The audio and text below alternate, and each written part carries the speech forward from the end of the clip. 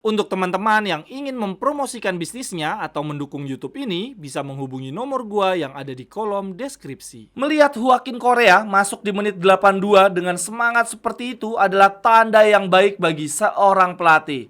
Tetapi pada dasarnya semua pemain pengganti kami masuk dengan cara dan sikap yang baik. Jerewetan ceking kita, nyerewetin apa aja. Teman-teman yang sedang kalian saksikan saat ini adalah Cerewetin Intar. Apa kabar teman-teman semua? Semoga dalam keadaan sehat. Seperti biasanya pasca pertandingan gua akan bacain statement-statement menarik dari sesi konferensi pers. Untuk yang kali ini berarti dari pertandingan melawan Udinese yang akhirnya kita kembali ke jalur kemenangan dan kapten kesebelasan kita mencetak Dopieta. Tetapi sebelumnya gue mau bacain beberapa data fakta menarik dari pertandingan lawan Udinese teman-teman. Oh ya, satu lagi, untuk jersey home terbaru ya, untuk season ini sudah bisa teman-teman beli di Tokopedia maupun Shopee gua. Silahkan langsung dibeli aja ya dari link yang ada di kolom deskripsi karena sekaligus mendukung channel ini. Oke, langsung saja kita mulai data fakta yang pertama. Serie A Giornata 6 selesai sudah. Semua tim sudah memainkan seluruh pertandingannya dan di Capolista ada Napoli teman-teman dengan 13 poin. Dan ternyata tim kesayangan kita, Inter, ada di peringkat 4 nih. Tetapi poinnya sama ya dengan Milan dan Torino. Hanya beda produktivitas gol saja. Lalu kemudian kalau dilihat dari selisih poin, di atas kita tuh cuma ada Juventus. Lalu kemudian Napoli teman-teman. Berarti di balik permainan buruk kita di awal musim ini, dilihat dari sisi peringkat sebetulnya nggak buruk-buruk banget ya. Ya, semoga Inzaghi secepat mungkin bisa mengembalikan moral dan sentuhan para pemainnya. Dan kalau udah begitu berarti kita siap untuk tancap gas lagi teman-teman. Nah, ini untungnya ya, walaupun penampilan kita bisa dikatakan buruk, tetapi dari selisih poin tidak jauh-jauh banget. Masih bisa banget ini untuk dikejar. Lalu lanjut data fakta yang kedua teman-teman. Dari partai away di musim lalu ya, musim 2023-2024 ketika kita meraih Scudetto ke-20, total dari 19 partai tandang, partai away, Inter cuma kebobolan 11 gol teman-teman. Nah, di musim ini total baru ada 3 partai away, tetapi kita sudah kebobolan 5 gol. Udah hampir setengahnya dari kebobolan musim lalu. Gile, pertahanan kita bisa parah gitu ya. Musim lalu partai tandang total cuma kebobolan 13 gol. Ini sekarang baru 3 pertandingan partai tandang udah kebobolan 5 gol. Kacau, kacau. Dan ternyata di partai tandang lawan Udinese kemarin adalah partai ke-50 Yann Sommer bersama Nerazzurri. Gokil nggak berasa teman-teman. Dari 50 partai Yann Sommer bersama Inter, kebobolannya cuma 30 dan ada 20 partai clean sheet. Salut Yann Sommer, emang musim lalu dia luar biasa. Dari sisi performa musim lalu, Yann Sommer harus diakui dia tampil sangat bagus ya. Dia melakukan banyak sekali penyelamatan-penyelamatan gemilang. Tetapi di luar itu semua dia juga didukung sistem pertahanan yang sangat kokoh. Nah, di musim ini sistem pertahanan kita tiba-tiba kropos dan dari sisi Yann Sommernya juga tiba-tiba cosplay jadi Handanovic. Lalu lanjut data fakta yang berikutnya teman-teman. Dengan 1 gol di partai lawan Udinese kemarin semakin membuktikan bahwa Fratesi adalah tipe pemain yang selalu memberikan bukti konkret ya, berupa gol ataupun assist setiap kali diturunkan. Apalagi ketika dia diturunkan sebagai starter. Sebagai contoh saja nih ya, di 6 pertandingan terakhir ketika Fratesi diturunkan sebagai starter, total dia menghasilkan 3 gol plus 3 assist teman-teman. Di 6 partai sebelumnya, dia ada pertandingan lawan Lecce, dia mencetak 1 gol 1 assist. Lalu pertandingan berikutnya lawan Sassuolo, dia tidak mencetak apa-apa. Kemudian di partai lawan Frosinone, ketika dia jadi starter, dia mencetak 1 gol 1 assist lagi. Kemudian ada partai lawan Verona, dia jadi starter, cetak 1 assist. Lalu kemudian sebelumnya ketika kita seri lawan Monza, Fratesi jadi starter, dia tidak mencetak gol ataupun assist.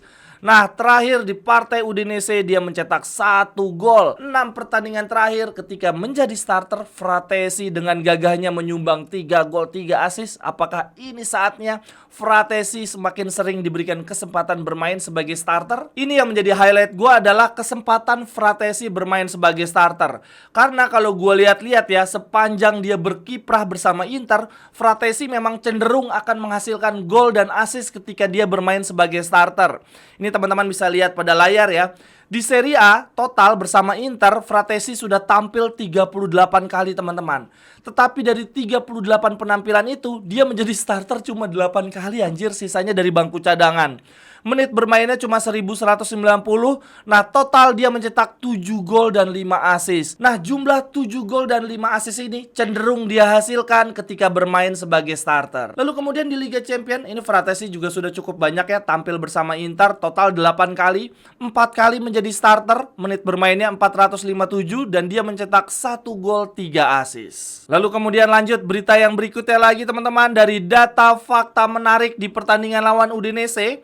Untuk gol keduanya Lautaro Martinez adalah umpan dari Marcus Thuram ya, asisnya Thuram. Dan ternyata ini adalah asis kelima Thuram untuk Lautaro sepanjang mereka bermain bersama untuk Inter. Untuk asis-asis Marcus Thuram ya kepada Lautaro dihasilkan di partai lawan Fiorentina, Salernitana, Bologna, Juventus dan juga Udinese. Thuram, Lautaro, are back teman-teman. Oke deh teman-teman, itu tadi adalah data fakta menarik dari pertandingan lawan Udinese. Berikutnya gue akan bacain statement-statement menarik dari sesi konferensi pers pasca pertandingan lawan Udinese. Yang pertama ada dari Jan Bisek yang mendapatkan kesempatan bermain sejak menit pertama ya, mengisi posisi center back kanan. Lalu kemudian di babak kedua dia juga bermain sebagai center back kiri. Nah, Jan Bisek memberikan komentarnya tentang jalannya pertandingan. Jan Bisek bilang begini, "Kami bekerja keras selama seminggu ini. Kami tahu bahwa selalu sulit bermain lagi setelah mengalami kekalahan. Tetapi kami mempersiapkan diri dengan baik dan kami pantas memenangkan pertandingan ini. Kami bahkan sebetulnya bisa mencetak lebih banyak gol di babak pertama. Kami membawa pulang 3 poin dan sekarang kami ingin terus melangkah dengan kemenangan ke depannya." Lalu kemudian Jan Bisek ditanya oleh jurnalisnya, "Apa pendapat Anda tentang posisi bermain di partai lawan Udinese yang Anda berubah dari center back kanan menjadi center back kiri?" Lalu Jan Bisek menjawab begini teman-teman, "Jika saya diminta bermain di kanan, maka saya akan bermain di kanan. Jika saya diminta bermain ke kiri, maka saya akan bermain di kiri. Saya sudah pernah bermain di kedua posisi tersebut. Saya bermain dimanapun pelatih menyuruh saya." Mantap.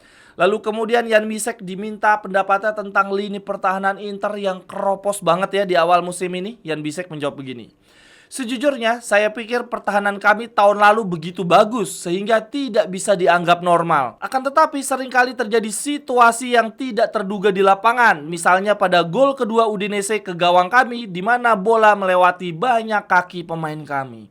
Wah, gue nggak tahu nih maksudnya Jan Bisek kenapa bola melewati banyak kaki pemain kami ya. Perasaan itu golnya Luka ya ke gawang kita. Itu saat kita sedang mau build up, tiba-tiba bola kerebut, terus Udinese melakukan serangan balik cepat. Lalu kemudian yang berikutnya ada dari Davide Fratesi teman-teman. Jurnalisnya bertanya ya ke Fratesi, "Apakah ada rekan setim Anda yang memprediksi bahwa Anda akan mencetak gol dan gol tersebut berlangsung sangat cepat di bawah 1 menit?" Lalu kemudian Fratesi menjawab begini, "Seperti biasa, Aslani selalu bercanda bahwa saya akan mencetak gol. Kemarin kami harus berbagi kamar karena tidak banyak kamar yang tersedia. Dia menghabiskan seluruh malam di kamar dengan berkata, 'Besok kamu akan mencetak gol, kamu besok akan mencetak gol.' Saya mencoba dengan segala cara untuk mengganti kamar. Saya tidak ingin tidur sekamar dengan Aslani. Nah sekarang setelah pulang dari pertandingan ini, saya akan membawakan makan malam untuk dia. Saya akan mentraktir dia karena ternyata dia benar saya mencetak gol di pertandingan ini." Lalu kemudian Davide Fratesi ditanya tentang jalannya pertandingan. Fratesi bilang begini, "Saya pikir hari ini ada lebih banyak koneksi antara penyerang dan gelandang karena terkadang posisi mereka terlalu terpisah. Apa yang kurang dibandingkan dengan tahun lalu adalah tim kami sangat kompak di musim lalu, tidak ada ruang di antar lini. Hal inilah yang terjadi di awal musim ini." Lalu kemudian Fratesi ditanya komentarnya tentang Lautaro Martinez yang akhirnya pecah telur. Fratesi bilang begini, "Lautaro adalah salah satu alasan kami memenangkan Scudetto di musim lalu. Mencetak gol adalah apa yang dia tahu dan dia selalu lakukan untuk kami. Tetapi kami tidak bisa memintanya untuk terus mencetak gol di setiap pertandingan. Dia banyak bermain di musim lalu dan dia tidak menjalani pramusim dengan kami. Hal ini jelas tidak membantu dia. Nah, sekarang dia mulai kembali ke performa terbaiknya dan ingat, ini baru permulaan. Lalu kemudian yang berikutnya ada statement dari Lautaro Martinez, teman-teman. Jurnalisnya bertanya, apakah Inter bisa kembali ke performa terbaiknya seperti musim lalu? Kemudian Lautaro menjawab begini, tentu saja bisa Inter kembali seperti musim lalu, asalkan memiliki sikap yang tepat, selalu bekerja keras dan tetap rendah hati. Inilah hal yang mesti kami tunjukkan. Kami perlu meningkatkan level kami setiap hari dan itu dimulai dari saya. Lalu kemudian Lautaro ditanya pendapatnya tentang gol di partai lawan Udinese. Lautaro bilang begini, penting bagi saya untuk mencetak gol lagi. Seorang striker harus selalu mencari gol. Tetapi saya bekerja untuk tim terlebih dahulu. Jika saya mencetak gol, itu jauh lebih baik lagi. Kami harus bekerja untuk meningkatkan level kami ke tempat yang lebih tinggi lagi. Lalu kemudian yang terakhir ada statement dari pelatih terbaik di dunia yang kerap melakukan blunder ya di skema rotasi, Simone Inzaghi. Dia diminta pendapatnya tentang Joaquin Correa yang di partai lawan Udinese tiba-tiba mendapatkan momen serangan balik ya 2 lawan 2. Ini ada Correa, ada Taremi menghadapi 2 bek Udinese. Wah, itu sayangnya Correa mentalnya lagi down ya. Momen seperti ini, seandainya Correa masih seperti ketika zaman dia di Lazio, pasti dia sprint giring bola sampai kotak penalti tuh, gocek-gocek. Ini terlihat dia ragu-ragu dribblenya, tidak dengan kecepatan penuh. Dan akhirnya ketika dia coba passing ke arah Taremi, passingnya terlalu lemah ya, dipotong oleh bek Udinese. Tetapi ketika bolanya dipotong oleh bek Udinese, bola reboundnya langsung disikat oleh Correa dan ditepis oleh Okoye. Jadi Correa di menit-menit terakhir di partai lawan Udinese dia mendapatkan 1 peluang emas. Ya, semoga Inzaghi bisa menemukan cara ya untuk mengembalikan moral psikologis Correa. Nah, terkait peluang emas Joaquin Correa ini teman-teman, Simone Inzaghi bilang begini, melihat Joaquin Correa masuk di menit 82 dengan semangat seperti itu adalah tanda yang baik bagi seorang pelatih.